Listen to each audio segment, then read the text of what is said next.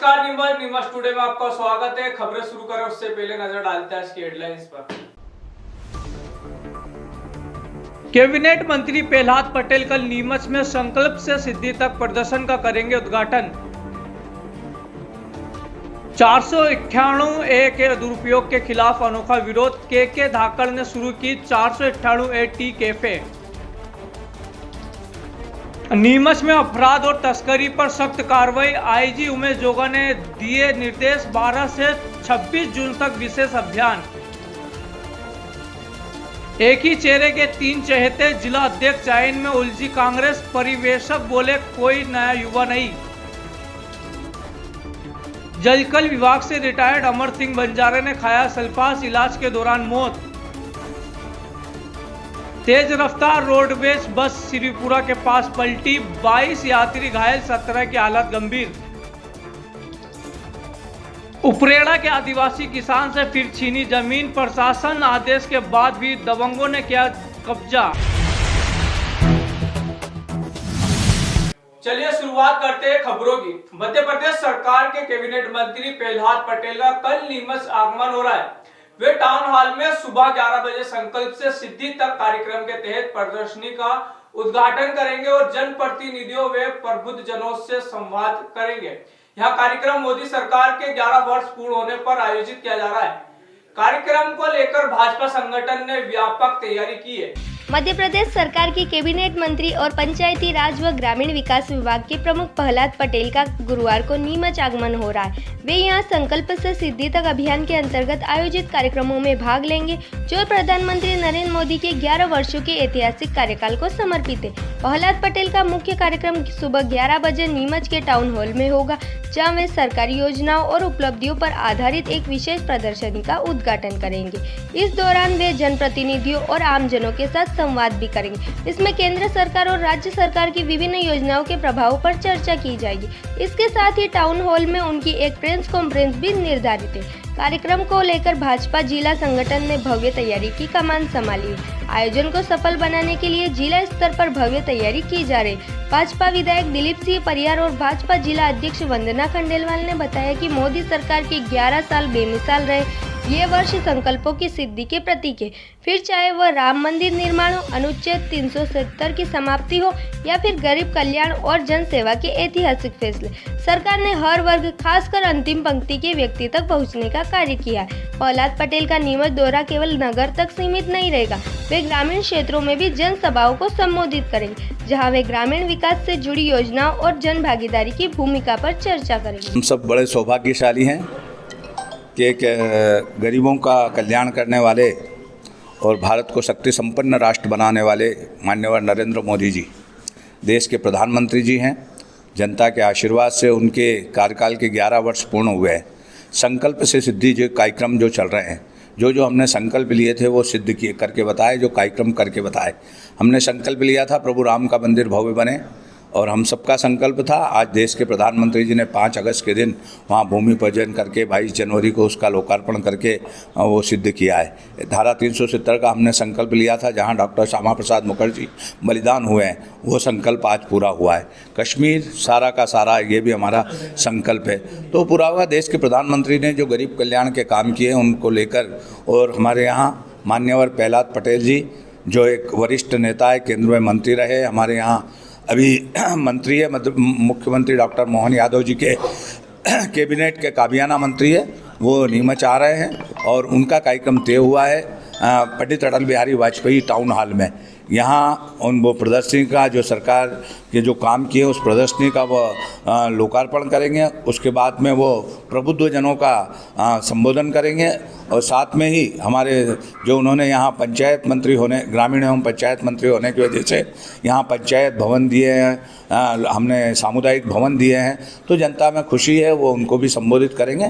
कार्यक्रम भव्य होगा और हम देख रहे हैं कि देश में एक ऐसे देवदुर्लभ प्रधानमंत्री है जो आज भारत को शक्ति संपन्न संपन्न राष्ट्र बनाया है। हर क्षेत्र में आर्थिक दृष्टि में भारत चौथे स्थान पर आया है, कहीं 11वें स्थान पे था, चौथे स्थान पे आया है। तो उन सब बातों को लेकर संकल्प से सिद्धि का एक कार्यक्रम है, उसमें वो आ रहे हैं। उनका पलक पाँव बिछाकर नीमच की जनता स्वागत वंदन करेगी। यहाँ पत्रकार वार्ता होगी, यहाँ आम जन प्रबुद्ध जन को संबोधित करेंगे, पंच सरपंचों को भी और पार्टी के कार्यकर्ताओं को भी वो संबोधित करेंगे। तो कार्यक्रम की तैयारियाँ चल रही है। उनका आना नीमच के लिए शुभंकर है। उनकी वरिष्ठता की वजह से और उनकी कार्यशैली की वजह से सब में उत्साह उमंग है।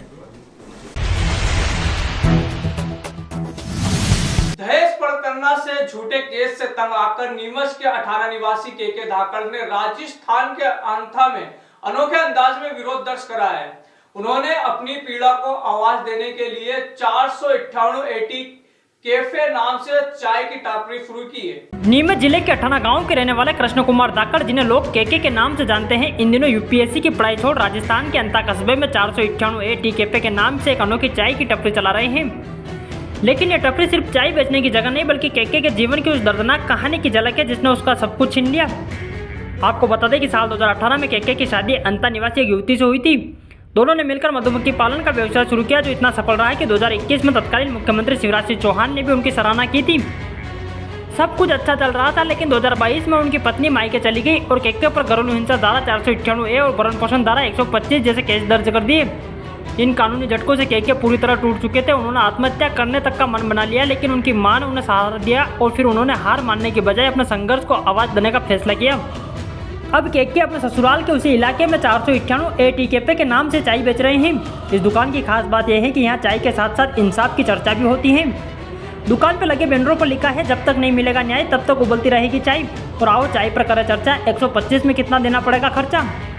केके के ठेले पर लटके दूल्हे की शेरवानी, वरमाला और हाथों में हथकड़ी, ये सब उनके जीवन की उस कड़वी सच्चाई का प्रतीक है जो उन्होंने झेली है। उनकी अनोखी पहल अब सिर्फ एक दुकान नहीं, बल्कि उन तमाम लोगों की आवाज़ बन चुकी है जो झूठे मुकदमों में फंसकर चुपचाप सहते हैं। 18 रहवासी केके धाकड़ ने बताया है कि आज के परिवेश में सब कुछ मॉडर्न हो गया और इसी चाकचौंध में कई जीवन बर्बाद हो रहे हैं। हाल ही में मेरठ के सौरभ मुस्कान का मामला ठंडा हुआ ही था कि इंदौर का एक और सनसनीखेज मामला उजागर हो गया। इंदौर की नई नवेली दुल्हन, जिसका नाम सोनम बताया जा रहा है, उसने अपने चंद दिनों के प्यार और रुपयों के खातिर अपने ही पति राजा रघुवंशी की बेरहमी से हत्या करा दी। आज के ज़माने में कई महिलाएं पुरुषों को डरा धमका कर रखती है और कानून का सहारा लेकर उन्हें झूठे केसों में फंसा देती हैं। ऐसा ही मामला मेरे साथ भी हुआ है। नीमच में अपराध और तस्करी पर लगाम कसने के लिए पुलिस अब बड़े नेटवर्क पर निशाना साध रही है। उज्जैन जोन के आईजी उमेश जोगा ने नीमच पहुंचकर सख्त कार्रवाई के निर्देश दिए और 12 से 26 जून तक विशेष अभियान चलाने की घोषणा की है।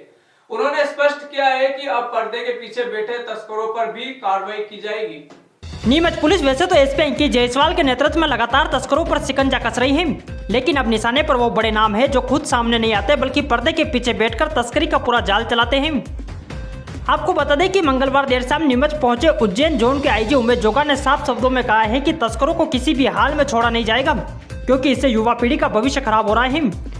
उन्होंने पुलिस कंट्रोल रूम में जिले के तमाम पुलिस अधिकारियों की बैठक ली और तस्करी, अपराधों और जमीन से जुड़े मामलों को लेकर सख्त कार्रवाई करने के निर्देश दिए। आईजी उमेश जोगा ने एसपी अंकित जायसवाल की पीठ थपथपाते हुए कहा कि नीमच पुलिस लगातार अपराधों पर शिकंजा कस रही है। उमेश जोगा ने साफ किया है कि नीमच, मंदसौर और रतलाम अफीम उत्पादक जिले हैं और यहाँ अवैध कारोबार और अन्य मादक पदार्थों के व्यापार में लिप्त लोगों पर तुरंत और कठोर कार्रवाई की जाएगी।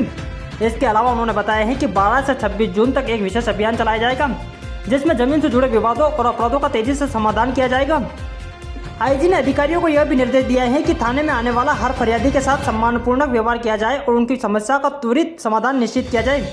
उन्होंने कहा है कि देशभक्ति और जनसेवा हमारा आदर्श वाक्य है और हमें इससे लेकर रोज काम करना चाहिए। होती है सभी थाना प्रभारियों से और दूसरे एसडीओज और पुलिस अधीक्षक के साथ ये जानकारी लेने की फील्ड में जो कार्य करते समय उनको क्या परेशानी हो रही है। और हमारे पास जो ये ज़िले आप जानते हो, ये एनडीपीएस के लिए और ये वाला और मंदसौर और रतलाम तीनों ज़िले नोन है ये वाला, और लगातार इस पे हम लोग नकेल कसने के लिए प्रयास करते रहते हैं। अब इस पिछले कुछ महीनों में इन लोगों ने जो कार्रवाई किया है उसका भी समीक्षा करेंगे। अभी और 12 तारीख से लेकर 26 तारीख तक एक विशेष अभियान पुलिस मुख्यालय द्वारा चलाया जा रहा है, जिसमें एनडीपीएस के तहत और जो ज़्यादा से अधिक कार्रवाई करना है। और साथ ही ये जो अपना जो पिछले 5 महीने में जो अपराध घटित हुआ है तुलनात्मक पिछले 2 साल से अपराध बढ़े हैं या घटे हैं और संपत्ति संबंधी अपराध है।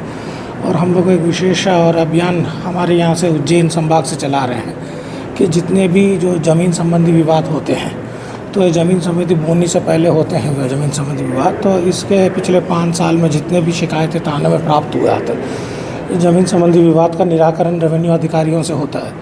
तो रेवेन्यू अधिकारी से संपर्क कर से जल्द इसमें कार्रवाई करेंगे और जो ऐसे सिविल कोर्ट्स में जो पेंडिंग है तो उनके प्रतिबंधात्मक कार्रवाई करने के लिए ताकि लड़ाई झगड़ा वगैरह ना हो।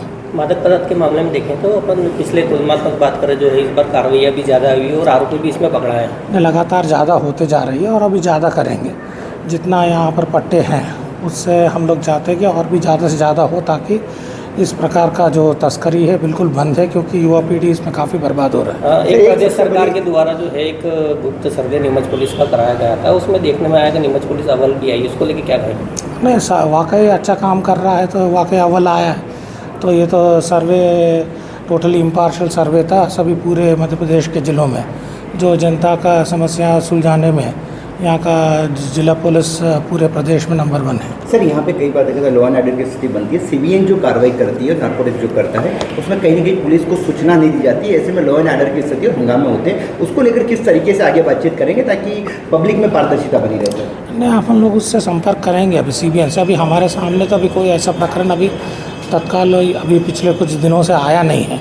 अगर ऐसा पूर्व में अगर कुछ हुआ होगा तो फिर पुनरावृत्ति ना हो तो पुलिस अधीक्षक को निर्देश करेंगे ताकि का वीडियो भी वायरल हुआ है। ठीक है, नार्कोटिक्स के अधिकारी को भी सस्पेंड किया गया है। अच्छा, ठीक है, अगर ऐसा वगैरह होगा तो वो सीबीएन तो अलग ऑर्गेनाइजेशन है टोटली। हम लोग तो केवल उनको संपर्क करके सूचित कर सकते हैं कि इस प्रकार का अधिकारी अगर कोई आते हैं तो उसको इस जगह से हटाने के लिए। ठीक, कानून व्यवस्था तो पूरा जोन में ठीक है और नीमच में भी ठीक है, कुछ कोई समस्या नहीं प्लानिंग सर? नया हमारा एक रहता है कि जितना भी पीड़ित व्यक्ति हो जो थाने में आता है उसको सहानुभूतिपूर्वक सुन के उसका समस्या जल्द से जल्द निराकरण करने का प्रयास करें, क्योंकि हमारा लोगो ही हो है जनसेवा और देशभक्ति है, तो इसका सार्थक बनाने के लिए सभी को निर्देश देते रहते हैं। इंदौर जाने की आवश्यकता नहीं। 11 मल्टी स्पेशलिटी हॉस्पिटल नीमच में उपलब्ध है।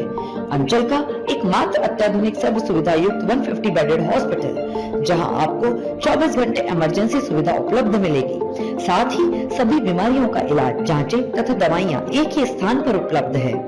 20 स्पेशलिस्ट डॉक्टर की विशाल व अनुभवी टीम के साथ उपलब्ध सेवाएं, अस्थि रोग, शिशु रोग, महिला एवं प्रसूति रोग, लेजर सर्जरी, न्यूरो एवं स्पाइन सर्जरी, यूरोलॉजी, जनरल एवं लेप्रोस्कोपी सर्जरी, क्रिटिकल केयर एवं ट्रॉमा, मुख कैंसर रोग, जनरल मेडिसिन, फिजियोथेरेपी। इसके अतिरिक्त 15 बेडेड अत्याधुनिक मशीनों युक्त ICU, ultra modern 7 bedded dialysis unit, 10 bed नवजात शिशु and ICU, 4 modular operation theatre, अत्याधुनिक लैब एवं रेडियोलॉजी विभाग, सर्व सुविधा युक्त वार्ड एवं प्राइवेट रूम, 24 घंटे एम्बुलेंस सुविधा। नीमच सिटी निवासी 60 वर्षीय अमर सिंह बंजारा ने सल्फरास खा लिया, जिससे इलाज के दौरान उनकी मौत हो गई। हाल ही में जलकल विभाग से सेवानिवृत्त हुए अमर सिंह की घटना की जांच पुलिस ने शुरू कर दी है। शहर के उपनगर नीमच सिटी निवासी 60 वर्षीय व्यक्ति की सल्फास खा लेने से दर्दनाक मौत हो गई। मृतक का नाम अमर सिंह पिता मेघा बंजारा है। अमर सिंह भगवानपुरा नीमच सिटी के रहने वाले थे। मिली जानकारी के अनुसार उन्होंने अपने घर में सल्फास का सेवन कर लिया। सुबह करीब 8:30 बजे अमर सिंह को जिला अस्पताल उपचार हेतु भर्ती कराया गया। इलाज के दौरान उनकी मौत हो गई। अमर सिंह नगर पालिका नीमच के जलकल विभाग में सेवारत थे। पिछले महीने वे सेवानिवृत्त हुए थे। अमर सिंह के शव का जिला अस्पताल में पोस्टमार्टम करवा परिजनों को सौंप दिया और पुलिस ने पूरे मामले की जांच शुरू कर दी। बुधवार सुबह कोटा से बांसवाड़ा जा रही तेज रफ्तार रोडवेज बस श्रीपुरा गांव के पास पलटी खा गई, जिसमें 52 यात्री घायल हुए और 17 की हालत गंभीर बताई जा रही है। हादसा बस का पट्टा टूटने से हुआ। बस नीमच जिले होता हुआ बांसवाड़ा जा रही थी।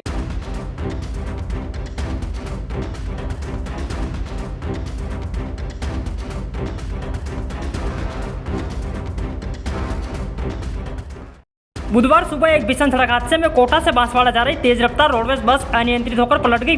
हादसा रावतभाटा से करीब 20 किलोमीटर दूर शिरपुरा गांव के पास हुआ, जिसमें महिलाओं और बच्चों समेत 52 यात्री घायल हो गए, जबकि 17 की हालत गंभीर बताई जा रही है। घटना सुबह करीब 7 बजे की है। डीएसपी कमल प्रसाद मीना का कहना है कि बस का पट्टा टूटने से वह बेकाबू होकर सड़क किनारे गड्ढे में जा गिरी। हादसे के बाद मौके पर अफरा तफरी मच गई। कुछ यात्री खुद घायल होने के बावजूद खिड़कियों से दूसरे लोगों को बाहर निकालते नजर आए। 67 यात्रियों को अस्पताल पहुंचाया गया, जिनमें से 52 को गंभीर बताए जा रहे हैं। गंभीर घायलों को रेफर किया गया। प्रत्यक्षदर्शियों ने बताया है कि हादसे के समय बस की रफ्तार बहुत ज़्यादा थी।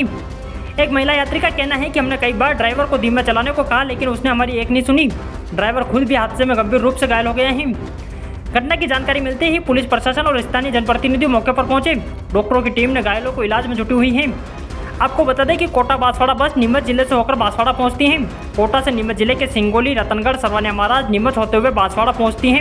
घटना में घायल व्यक्ति नीमच के भी बताए जा रहे हैं।